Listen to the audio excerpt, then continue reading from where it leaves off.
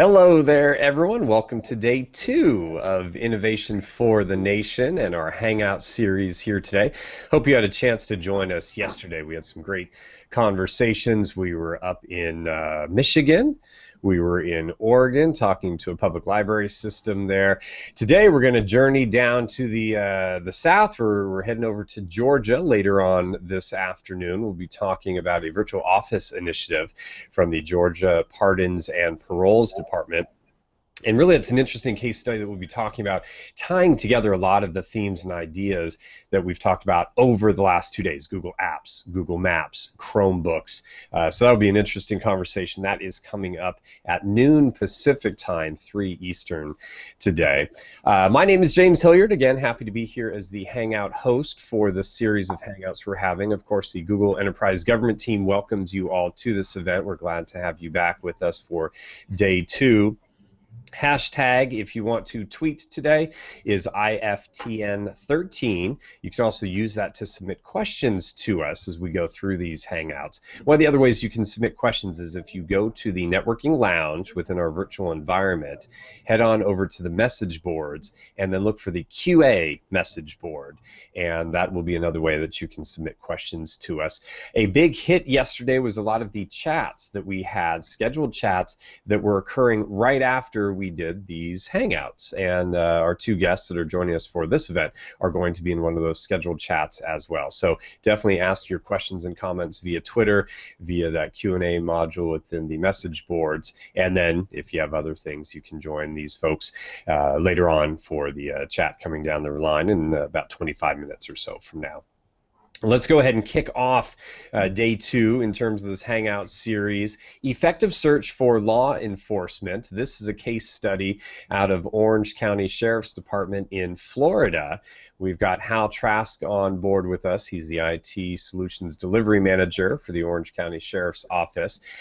Talking a little bit, he'll set the stage here, talk about kind of the acquisition of technology, the intent of the search project, really come at it from the IT perspective. And then we're going to turn things over to Sheena Lovett, who is a crime analyst supervisor there.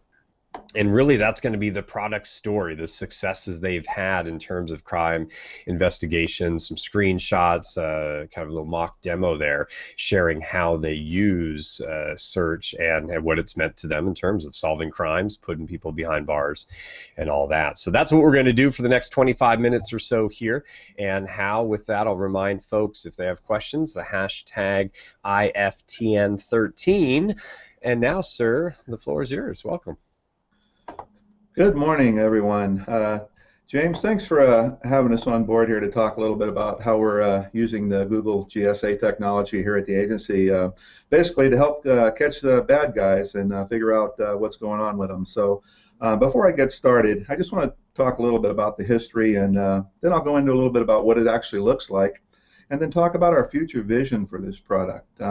So to kind of kick things off, we started this project back in 2010, and we basically had some issues and some challenges when it came to our enterprise search technology. We were looking for a solution to just be able to search on things better. We have large file shares out there with just thousands and thousands of various different files, and it's hard enough just to find the files, never mind what's in those files. So we're looking at the technology to be able to provide a solution for that.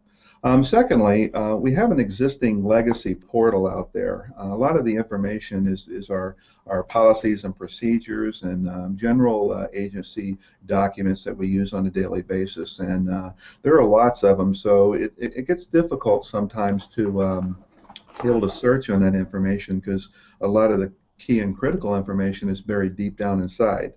So that's really why we kind of delved into this project to start with, really as an enterprise search solution. As we got farther into the project, we realized, this is very powerful technology, and we started thinking and brainstorming a little bit about how we might use this technology to, enforce our goals and objectives for the agency, which is to keep bad people off the street, really, and how we would use the technology to do that. So how can we wire this up to other various data sources, not only internally but externally as well? how could we wire it up to some of the key databases and data repositories that we have, you know, integrate it with some of our enterprise applications and our content management systems, and just, you know, really capitalize on the benefits of the technology is what we're looking at. So, so what does this Craig product look like? Well, you know, when we build products here at the agency, people like things really simple. Well, I think you can tell by the first slide here that you know, it is pretty simple but very powerful. So we call it the Criminal Research and Investigative Gathering application. On the surface, it's just a web application, but the power of it is obviously in the yellow box behind. So, you know, you go in and you just type in, you know, one single line, search for, you know, 2008 red Corvette, and throw in some other parameters. And, you know, it's like anything. It comes back with a standard Google type, you know, response or result set. In our case, we're initially, we have everything wired up to our internal data repositories. We have a data warehouse and some other data sets that we have utilized. We've also wired it up to some of our social media feeds, so it's kind of cool from that perspective as well. So, you know, we searched on something, in this case, red Toyota Ford 2000, 2005, a particular location. We're actually searching on 3 different collections right now, and it came back with the results. So some of the other technology we were able to integrate it with is, it was very flexible. That we have an existing GIS and mapping system, so we were able to very easily kind of integrate it and wire it up with that system as well. So in this case here, we've selected on a single incident that we're researching, and when you click on the you know, location link, it shows a location map via our existing GIS system.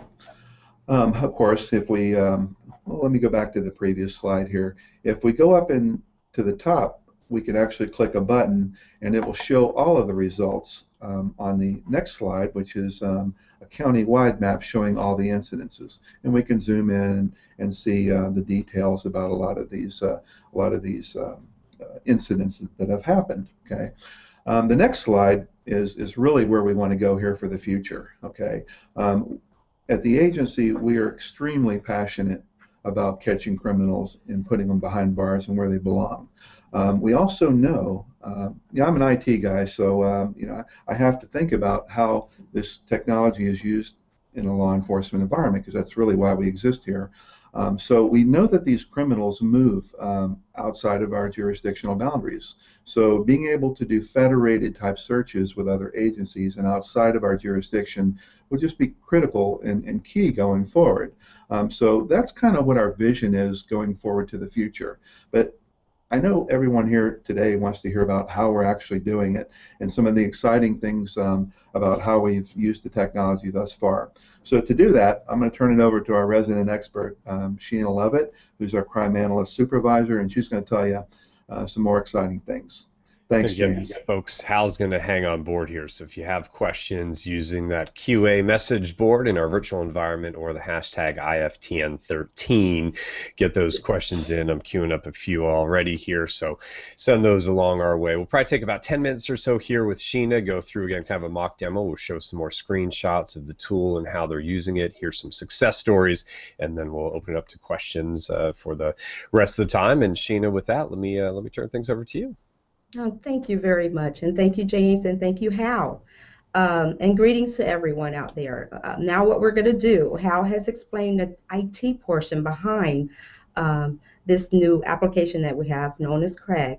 Now I'm going to go into the most exciting part of it for me as an analyst and for my subordinates. We are here at the Orange County Sheriff's Office to assist our investigators in capturing and making arrests and keeping the community safe overall. This tool is awesome. The first slide that I'm going to go into is amazing. It's reference to bomb threats, and I'm going to narrow that down and go drill a little bit more. Actually, school bomb threats. This is something that in the past we were unable to actually search on. There's millions of records in our database, but for an analyst, what we need is to come and get to results as fast as possible. Okay, it's a time saver, and I love Craig for this purpose. As you can see up here, I've typed school bomb threat. What this system does for me now is only return any report, incident report, field intelligence report, a call for service with those 3 words in it. Okay, unbelievable. This knocks off thousands of reports. It drills down. As you can see, I got 31 returns. This is a decent amount of data for an analyst to work with. Okay, we're thrilled with it. We were able to narrow our search down to different schools in the county that may have been experiencing any of these kind of calls. Within seconds, we were able to do this. In the past, there was no such thing. Okay. One of the most important parts that I love also is the fact that when I get these results, I'm able, and I'll back up here, I'm able to click on this button right here, and what it does, it exports our data into an Excel spreadsheet. Okay, now I have a document that I can work with, drill down by sector.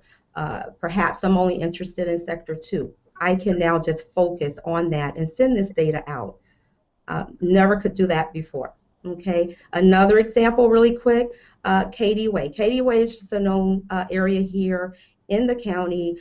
We had a homicide there, and trying to assist our investigators as an analyst, it was difficult. You know, Katy Way is a popular park/trail here, so we would get thousands of returns when we would try to search this data. With Craig now, I put Katy Way and homicide in there, and that's the only results that I receive. Okay, that narrowed it down from thousands to 119. Okay, this is an analyst's dream right now. All right, another case, and I'm going to get into some specific cases dealing with persons crime. We had just a string of robberies going on, armed robbery and unarmed robberies to persons out there in the community. The only thing we had to go by was a tip of a street name, so to speak, aka street name. The name was Retard Ricky, white male, heavy set. That's all we had to go on.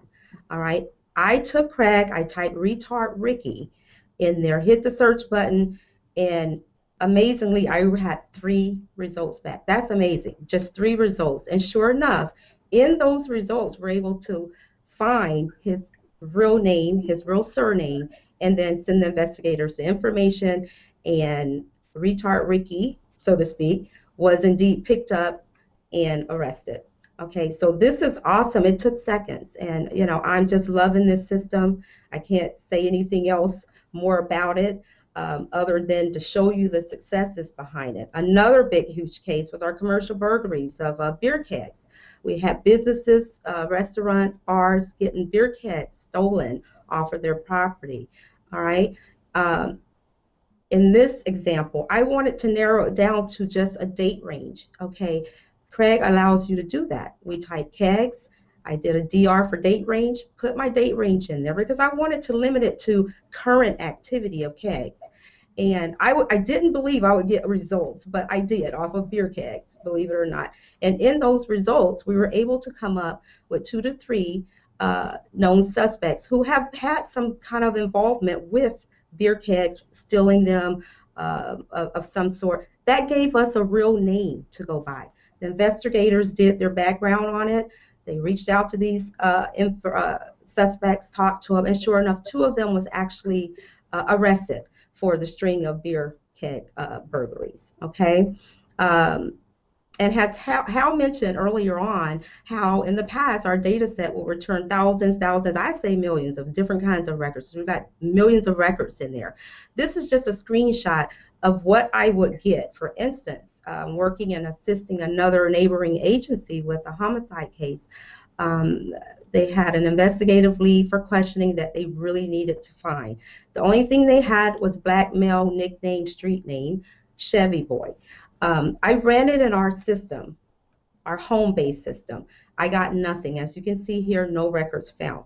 However, I went into Craig, I ran it in Craig, and I got a results of 5 to 10 reports. That's awesome. In those reports, I was able to find Chevy Boy's real name, forwarded the information to our neighboring agency, and they were able to close their case from this information.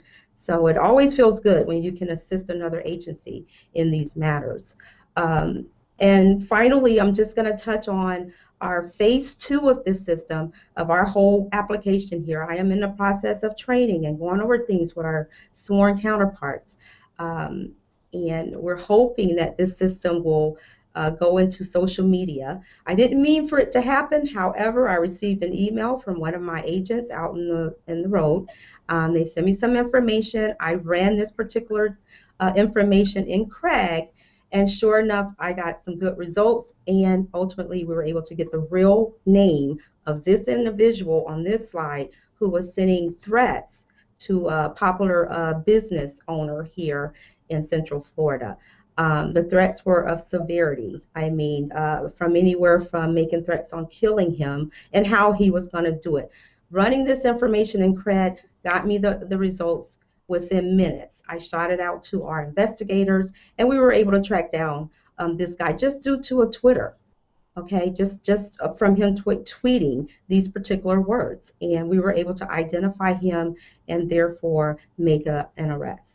So yes, I am so excited with this program, and we here at the Sheriff's Office intend on going forward into phase three and making even additional improvements with the great IMS team, technology team that we have here. So that's about all that I have, James, and thank you very much for giving us this opportunity. No, we appreciate the insights. Let me go back, Sheena, with you. Let's go back to that, Mhm. yeah, the AKA, the retard Ricky case.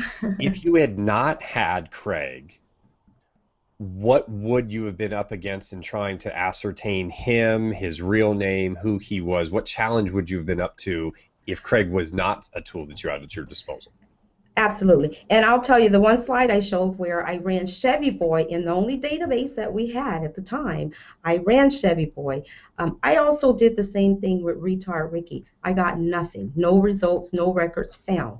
And I think it has a lot to do with Craig being able to search it's pointing at several of our databases. You know, it's pointing at 911 calls where a caller may call in and give that nickname Retard Ricky on the phone, but it may not have been transferred in the actual report, written report when a deputy goes out. So that's something that I'm loving, being able to actually see and hit off of our 911 calls because it's some vital information in there. But to answer your question, no, I was not able to find anything. But when I put this information in Craig, all of a sudden I got 3 to 5 hits, and they were all the same person. I mean, there was no one else out there by the nickname of Retard Ricky.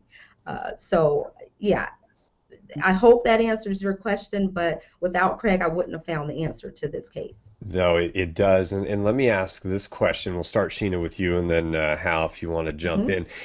Has the introduction of Craig had any impact on officers in the field? Have they had to be retrained in terms of what to put in to their reports, or is it just that the search now is so much more powerful, they are still doing business as usual, the same type of reports, filling out the same information? You can just get deeper into that info than ever before. Absolutely. The second part of your assumption there is absolutely correct. The deputies and the investigators always here at Orange County Sheriff's Office, they're giving us great information. It's just buried, and we never had a way, you know, well, at least a successful way to get as many results back as possible. But with Craig, it's amazing, and we've already trained. I've trained 100 of our sworn personnel as of last week. This is part of our phase two, and they are absolutely loving it. Um, it's just a walk-in. It's just a search, and they came in. Training took about 20 minutes. They are loving this product. They get back to their office. They're already shooting me additional successes, and that's what I'm looking for. This is phase two. I'm going to sum it up in about 45 days of the successes now that we're having with our sworn personnel out on the road and in our specialized units. Anything to add, Hal? James, if I could just interject for a moment, as the IT guy here, I want to say just one thing. I think I'll sum it up pretty quickly. Is Yeah. when Sheena and I gave, a condensed version of this presentation to command staff a few weeks ago, and you get to the last slide, and the questions slide comes up. Well, everybody raised their hand, and the number one question was, when can we have access to it? So, obviously, there must be something there. So, yeah, I think that it's going to be huge going forward here. Well, let's talk about Absolutely. access. Marty is with us. He was with us yesterday as an attendee here. A couple questions. One, Sheriff's Department, are you the only ones with access to Craig? Are you going to make it open to other law enforcement agencies that are within the county area? Who has access now? What are future plans, if you can share those? Well, I can tell you right now, as of right now, yes, we are the only agency that have this product, this application. As far as where we're going to go with it in the future, those are things that Hal, myself, and our senior staff, we are talking about these things. Um, for me, I'm waiting another 45 days to get the sworn on board and get some positive feedback in phase two. And once I have that, I'm going to be perfect. I'm going to have justification for why this is such an awesome program. And then it pretty much will be up to our senior command staff to make a decision on where we will go from there. Let me jump over a couple other questions here. Dan's on board here, and how Mm-hmm. he's asking how to deal with federated data sharing with other counties when dealing with the sensitive data. Is that something that how is that taken? I think we had the example Mm-hmm. from Sheena that again some information was shared with a neighboring county. What are your plans and thoughts there?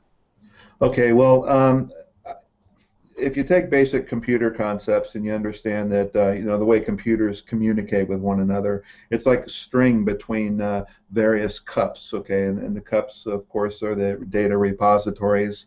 And the string, of course, is the network. Well, here in the state of Florida, there's a secured network, and it's basically run by FDLE, our state law enforcement agency, and it's just a very secured network, and that allows most of the agencies here in the state of Florida are on that network. So basically, the groundwork is the foundation is laid for it. It's just getting the agencies on board and understanding the concept. So I think technology-wise, the functionality is absolutely there. It's just a matter of collaboration going forward.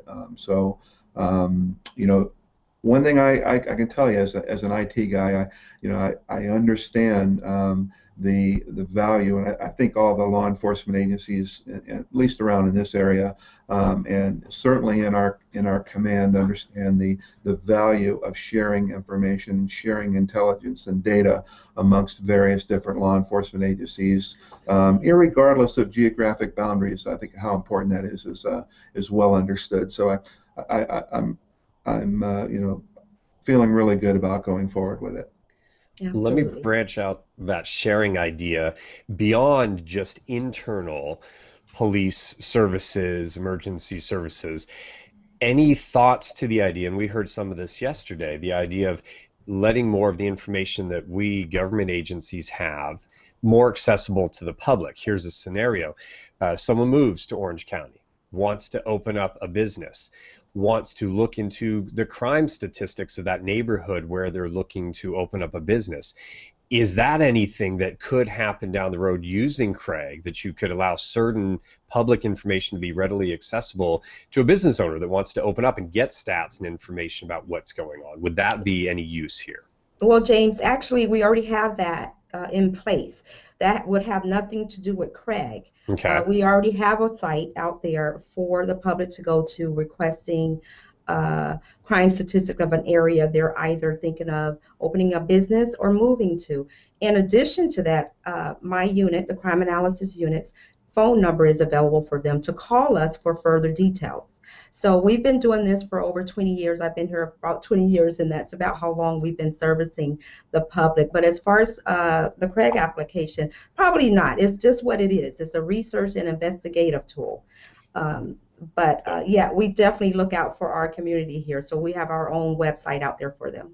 And Sheena, you had mentioned the training was very short and sweet, which is good to hear. You mentioned that you've been working with some of your other sworn counterparts. Does that include sheriff's officers out in the field? Did they have access to Craig there, or is this more kind of back office when the investigations are going down? They've collected info, and now they need to kind of sit down there and go through material. Well, what I've done, the members of the class, the 100 that I decided to pick, and I did my research on who would be the best for phase 2 of the testing. I went with our agents, our investigators, our nighttime squads, um, and our specialized units. And when I say specialized units, I'm talking about the individuals that work our gang units, our homicide units, our nighttime robbery units, career criminal units. These are the units that I'm using as the testers in phase 2. And I'm doing that because they're the ones that's going to have the unique words that we need when we're searching for AKAs or tattoos, gang signs. This is going to be a great tool for them. So phase 2 is involving my investigators first, my detectives, that my unit and my personnel we work with. Maybe in phase 3 we're going to have a few select personnel, maybe. That's going to be up to our senior command staff members. There may be a chance where some of our patrol deputies, the active ones, may get access to it. But at this point, I feel better. I want our deputies out there who are attending to our citizens in the community to be available to go to calls. This is more to me of an inside desk investigative tool. I want to make sure my officers are safe out there. I don't want to see them all parked, trying to research and do this type of work. That's what we're here for, and all of their sergeants and detectives are here for. So I hope that answers your question. It does, and you both have given us some great Yeah. insights here. Again, I mentioned at the beginning we have a lot of law enforcement today. We start off there, Orange County in Yes. Florida, a bit later on today, noon Pacific time.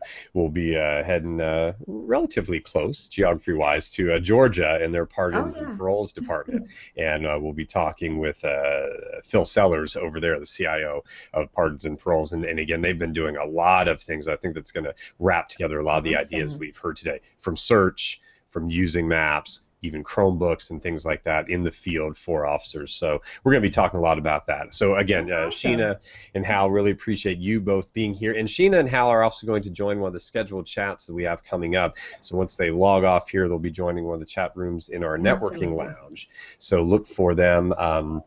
There, and we'll spend probably about another 25 minutes. They can answer some of the questions and comments you have over in the networking lounge. Again, keep the hashtag active today, IFTM13, and join us in about a half hour from now, 10 o'clock Pacific time, as we talk about improving fraud detection. We have a lot of government folks out here dealing with payments, could be Medicaid type of payments, could be social service type payments, and the fraud that goes along with that. We're going to be talking about a fraud detection program that I think a lot of you will be interested in. So join us in a half hour from now as we continue with our Hangout series here on Innovation for the Nation. Thank you. Thank you.